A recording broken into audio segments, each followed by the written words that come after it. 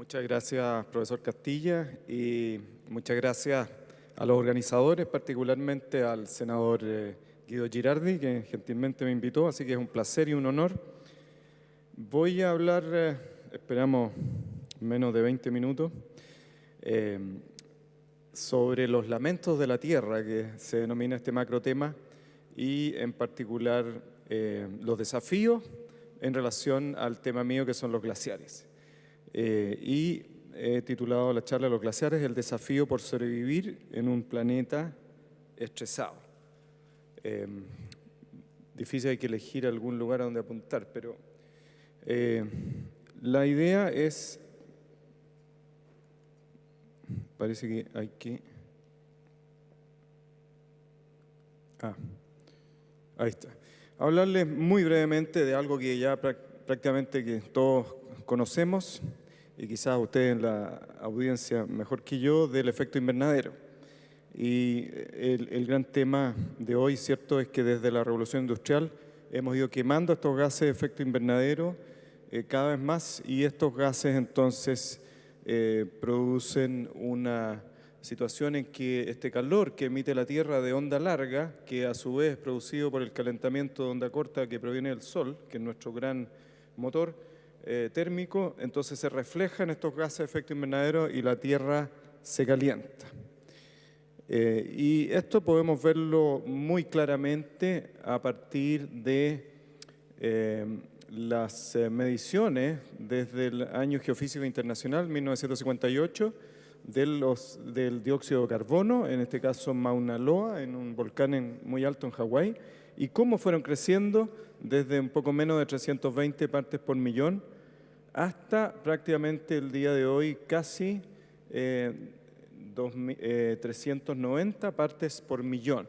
Ahora, esto que se habló de efectos no lineales, el senador Girardi en la mañana, no cartesiano, esto parece lineal, no lo es, sobre todo si lo vemos en esta figura acá arriba, en que hay un aumento realmente exponencial de la concentración de gases de efecto invernadero desde un nivel basal de 280 partes por millón hasta prácticamente 1850, cuando empieza a notarse esta inyección de gases de efecto invernadero antrópicos, antropogénicos, producto de la quema de combustibles fósiles, como decía, y que nos dispara realmente a más de 380. Esta es una figura antigua de 2007 y esta es una figura de un estudio que voy a presentar después del Banco Mundial de fines del año pasado. Ahora, si vamos más atrás en el tiempo, vamos a ver este nivel basal de 280, 250 partes por millón que prevalece no solo en los últimos 1000 años, sino que en los últimos 10.000 años. Vale decir, en los últimos 10.000 años jamás se ha excedido los niveles que teníamos hasta el año 1850 y jamás se ha llegado a estos niveles que tenemos hoy día. Ahora, si vamos más atrás en el tiempo, para que vean que el hielo no solamente sirve para tomarse un vaso, vamos a pensar en pisco más que whisky, la verdad que el último 1.000.000 de años, 800.000 años en realidad, gracias a los testigos de hielo profundos en este caso de la Antártica, Domo Concordia, Domo Charlie, en que nos muestran prácticamente todos estos ciclos de glaciaciones y desglaciaciones e interglaciales, que son del orden de 10 o algo así, pero que nunca, aquí abajo está ploteado el nivel de dióxido de carbono, nunca excedieron en los últimos 800.000 años 300 partes por millón. Ahora, con los niveles isotópicos que contiene el hielo, se puede obtener un paleotermómetro, vale decir, un indicador de la temperatura atmosférica del pasado. Y esa temperatura ha oscilado en más o menos 4 grados o algo así, depende si estamos en un periodo glacial o interglacial. Y obviamente han habido periodos más cálidos que ahora, pero el gran factor es que no existíamos como humanos, ¿cierto? En esa época estamos hablando de cientos de miles de años atrás. Entonces, realmente tenemos ahora, producido por nosotros mismos, un experimento que está llevando a un planeta más cálido y que puede y está teniendo consecuencias bastante drásticas. Y esta es la última curva que la bajé de una noticia que salió ayer o anteayer en la prensa. El laboratorio Goddard Institute for Space Studies de NASA en Nueva York, que mantiene, uno de los pocos laboratorios en el mundo que mantiene un registro del ascenso de las temperaturas en el planeta, y vemos incluso desde 1880 hasta ahora el año 2012, vemos cómo primero decreció un poquito hasta los albores de 1900, luego subió la temperatura, vino la Segunda Guerra Mundial, descendió la temperatura en lo que se conoce como el efecto del apagamiento de la atmósfera, que estaba muy polucionada. No solamente quizás influyó algo todos los bombazos de la Segunda Guerra Mundial, pero sobre todo que no se usaban tecnologías limpias para emitir hacia la atmósfera. Luego limpiamos la atmósfera y efectivamente eso provocó un aumento notable de la temperatura. Algunos dicen, bueno, ensuciamos la atmósfera. Claramente no va por ahí. Y estamos en este nivel hoy en día en que, según las noticias de ayer, entonces, los 8 años más calurosos desde 1880 han ocurrido desde el año 2000. Y el año pasado fue el año número 9 en cuanto a más calor. Ahora, si vemos, al igual que el dióxido de carbono, vemos una figura que nos lleva atrás en el tiempo, los últimos 1000 años, ¿cierto? Al igual que el dióxido de carbono, y esto se conoce como el palo de hockey, en el sentido que es bastante plana la curva desde el año 1000 hasta prácticamente 1850, y en 1850 empiezan a ascender las temperaturas al unísono, en fase con el aumento de los gases de efecto invernadero. Y este es otro figura que viene del laboratorio NASA JIS, en que muestra estos tonos más cálidos, ¿cierto?, amarillos y rojos, cómo el planeta se ha ido calentando en el último siglo, básicamente con colores más rojos sobre Asia Central, también sobre África, también sobre una parte de Sudamérica y sobre todo en el Ártico, y también algo que nos afecta mucho a los que algo tenemos que ver, y también Chile y todos los países que operan en la Antártica, la península es uno de estos hotspots, una de las zonas que se está calentando más que el resto del planeta. ¿Qué significa más? Del orden de un orden de magnitud, vale decir 10 veces más. Ahora, sucede algo especial en que vemos tonalidades azules. Hay zonas de la Tierra dentro de este escenario de calentamiento que se están enfriando. Y tenemos, si queremos, la suerte o la providencia nos ha brindado con un océano que se está enfriando, y hay diversas indicaciones al respecto y diversas causas, pero una podría ser la inyección de aguas más profundas y algo relacionado también con la corriente de Humboldt. Y trabajos como el de nuestros colegas de la Universidad de Chile, Departamento de Geofísica, Falvey y Garreau, por ejemplo, que muestran claramente este efecto, y cómo es un poquito difícil indicarlo acá, pero como de la costa que se está enfriando realmente, no solo las aguas, sino que las ciudades costeras desde aproximadamente Valparaíso hasta Puerto Montt se están enfriando en las últimas décadas, mientras que el Valle Central se calienta. Y sobre todo la cordillera se está calentando. Y en sector más al este, en Argentina, en este caso Bolivia, Perú, se está calentando más aún hacia el interior, y ahí es justamente donde ocurren los glaciares. Entonces, malas noticias, como vamos a ver, para el tema de mi estudio. Y acá hay un gráfico gentilmente enviado por Jorge Carrasco, que es uno de los pocos chilenos que sigue colaborando como autor principal del IPCC, que mencionaba el profesor Castilla recién, y están reunidos ahora en Hobart, en Australia, y vemos que el mayor énfasis ha sido no en la costa que se está enfriando, sino en el interior y en la montaña, 850 hectopascales en este caso, y sobre todo las temperaturas mínimas que están aumentando. Esto salió también en la prensa hace poco. No solo afecta a científicos, al mundo científico, es un tema de investigación sin duda, sino que a todo el planeta, como lo sabemos, y teníamos al expresidente Lagos, que cumplió un rol fundamental hasta hace poco, y lo sigue haciendo, llevando a al tema, a la plataforma política y sobre todo a las acciones para disminuir estos gases de efecto invernadero. Y es así como el Banco Mundial, en noviembre del año pasado, publicó un informe que había sido realizado por el Instituto Potsdam de Impacto Climático y que muestra que muy probablemente, si no hacemos nada, este verdadero calefactor va a seguir funcionando hasta fin de siglo. Se proyectan incluso 4 grados Celsius de aumento de temperatura. Y eso sería realmente nefasto con respecto a los niveles preindustriales. Ahora, el tema que me apasiona a mí y a mis colegas es la criósfera en su amplio sentido, que contiene glaciares, que contiene los hielos continentales, que contiene el ambiente periglacial, el hielo marino, etcétera, y del cual en Chile tenemos realmente una gran masa de hielos. Somos el país con más hielos en América del Sur. América del Sur tiene del orden de 28.000 kilómetros cuadrados de glaciares, pero en Chile tenemos del orden del 80% de todos esos glaciares concentrados sobre todo en la zona austral, en los famosos campos de hielo de la Patagonia. Ahora, ¿qué sucede con estos hielos? Y lamentablemente malas noticias para los hielos, al contrario de los hielos polares, que son fríos, vale decir, están bajo el punto de fusión, incluso en la mitad de la Antártica podrían llegar a menos 50, menos 60 grados Celsius.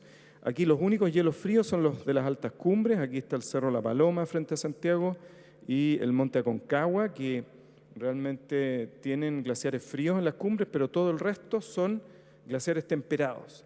Y acá hay un experimento muy sencillo que pueden hacer ustedes con cualquier trozo de hielo, poner su lengua en el hielo. Entonces si quedan pegados era frío, pero normalmente si lo hacen en los glaciares aquí en la zona central, salvo en invierno obviamente, van a ser glaciares temperados.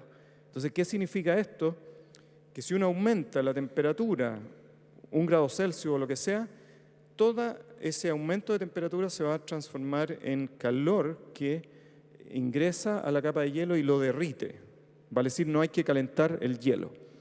Entonces, esto, por ejemplo, un caso emblemático son los pequeños glaciares de montaña, y aquí está el glaciar Chacaltaya en la Cordillera Real en Bolivia, que prácticamente no existe más y desapareció por ahí por el año 2005, quedaban 3 manchones y era de paso la única cancha de esquí en Bolivia, y ahora han tenido que esperar años muy nevadores o bien cambiar de cancha de esquí cada vez más alto. Ya esquiar acá era un verdadero desafío para los esquiadores, queda a más de 5.000 metros. Otra consecuencia son los recursos hídricos en zonas áridas y semiáridas sobre todo, pero también en el Ecuador. Por ejemplo, esto es en latitudes ecuatoriales, en Quito, donde ya están planificando, y este fue una unión, un trabajo conjunto de economistas con glaciólogos, evaluar qué significará en términos de costo y de realizar infraestructura como embalses a futuro, el no contar con glaciares. Y se llegó a una cifra de cercana a los 400 millones de dólares que va a significar cuando desaparezcan los glaciares del volcán Antisana y dejen de alimentar estos lagos naturales. Entonces, el hecho de hacer embalses naturales embalses artificiales, para alimentar de aguas a Quito.